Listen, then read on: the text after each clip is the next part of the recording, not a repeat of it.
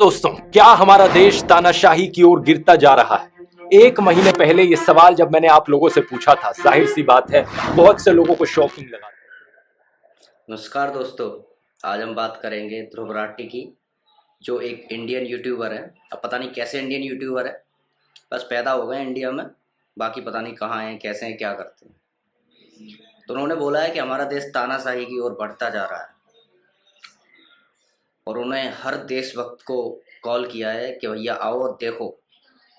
बाकियों का तो पता नहीं, मैं आ गया। लेकिन किसी भी सच्चे देशभक्त के लिए जो सही मायनों में देश की परवाह करता है, उसके लिए सवाल बहुत जरूरी है। ध्रुव राठी कितने बड़े देशभक्त हैं, तो मेरे को सवाल है, मुझे नहीं पता, इसलिए ध्रुव भैया से पूछ रहा हूँ कि भैया कितनी बार आप भारत में आए हो वोट डालने के लिए?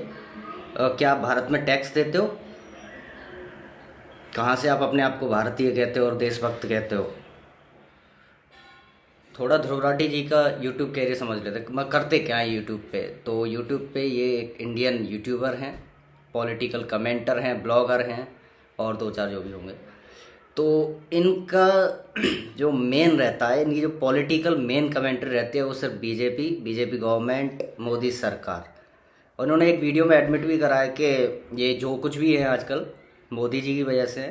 तो ये उनको, हाँ, बस उन्हीं पे वीडियो बना बना के इन्होंने अपना बना लिया। और दूसरा, अब ये सिर्फ कमेंटर नहीं है, ये कमेंटर से ज़्यादा सजेस्टर है। ये इतने बड़े ज्ञानी हैं कि इन्हें पता है कि कैसे क्या होगा। हर वीडियो पे जिस भी मुद्दे पे ये बनाएंगे, बाद में सजेशन देंगे, नहीं ये ऐसे, ये ऐसे। ये कोई पूछता नहीं है, तो मैं बस खुद ही में। दिल्ली के चीफ मिनिस्टर अरविंद केजरीवाल को बिना मनी ट्रेल और बिना कन्विक्शन के अरेस्ट कर लिया गया।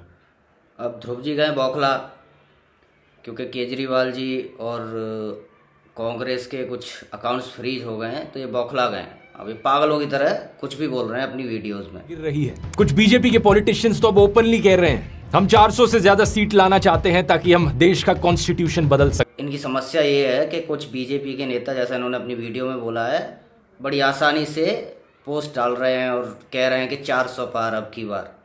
उन्होंने बोला अगर 400 पार हो गई तो IT लॉ लाने वाले हैं।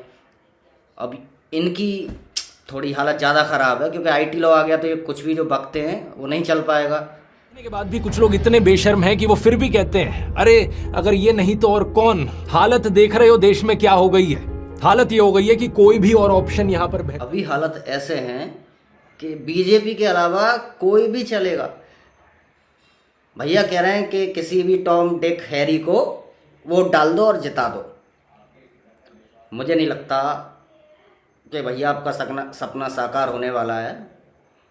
और जब बीजेपी जीत जाएगी, 400 पार आ जाएंगी, तो आपके फैक्ट, आपकी वो फैक्चुअल दुनिया जो आपने अपने दिमाग में बना रखी है, पता नहीं कैसे साधोगे आप। और भगवान IT लॉ आ गया, भैया जी तो गए। बताओ कि ये गाड़ी टूटी हुई है या सही सलामत है। अब कोई भी नॉर्मल इंसान कहेगा ऑब्वियसली भाई टूटी हुई गाड़ी है, लेकिन ये कहते हैं कि हालत देख रहे हो देश की कितनी ख़राब हो गई है। और ये कहते हैं कि कुछ लोग इतने बेशरम हैं कि कोई ऑप्शन नहीं, ये नहीं तो कौन। भैया देश की हालत तो हमें ठीक लग रही है, लेकिन जब आप कहते हो ना ये नहीं तो कौन, लोग बेशरम, आपका चेहरा देखने लायक है। और ये बेशरम किसे कह रहे हैं? एक major part of the population जो बीजेपी को वोट कर रहा है, respective of caste, creed, religion. So जो भी बीजेपी को वोट कर रहा है वो इनके हिसाब से अंधभक्त है और बेशरम पा रही है। अगर आप अपने आप को देशभक्त कहते हो और गाड़ी की ये हालत देखकर भी अपनी आवाज नहीं उठाते, तो क्या आप देशभक्त कहलाने लायक भी हो? गाड़ी टूटी हुई है या नहीं वो मैं बताता हूँ। ये वाली गाड़ी टूट गई है, ये वाली चल रही है। अब इसको जो चला रहा है वो जनता चला रही है, इसको पता नहीं कौन चला रहा है, वो आगे भी जनता चलाएगी। अब जनता जिस गाड़ी को चला रही है, मतलब एक दो आदमी तो नहीं, हजारों करोड़ों लोग वोट कर रहे हैं, वो सब भैया की नज़र में बेशरम है। और गाड़ी द डिक्टेटर नाम की एक कॉमेडी फिल्म जो कि एक सैटारिकल कहानी सुनाती है एक फिक्शनल डिक्टेटर की। रेस जीतने के लिए डिक्टेटर किसी भी हद तक जाने को तैयार है। ध्रुव जी ने एक रेफरेंस दिया है, डिक्टेटर मूवी की एक क्लिप डाली है, उसमें कहते हैं कि डिक्टेटर जीतने के लिए किसी भी हद तक जाने को तैयार।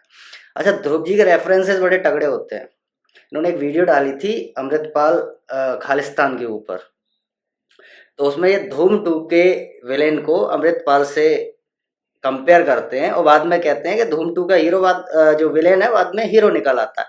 तो अब आपके ऊपर आप क्या समझते हैं ध्रुव भाई से, और ये क्या कहना चाह रहे हैं? खैर ये सब बातें तो चलती रहेंगी। इलेक्शन आ रहे हैं, मेरी सबसे गुजारिश है कि आप लोग सब आइए, ज़्यादा से ज़्यादा संख्या में आइए और वोट करिए। मैं इनकी तरह ये नहीं बोलूँगा कि आप इसको वोट करिए, उसको वोट करिए, इसको हटाइए, उसको लाइए। मेरे हिसाब से आप सब समझदार हैं, अपने हिसाब से देखिए, जो भी आपको अच्छा लगता है उसको वोट करिए। ध्रुव भाई ने तो आपको क्या क्या बोला आप जाने। चलो ठीक है, नमस्कार दोस्तों, ये पहला एफर्ट है मेरा। ज़्यादा से ज़्यादा लाइक करिए, शेयर करिए, सब्सक्राइब करिए। नमस्कार।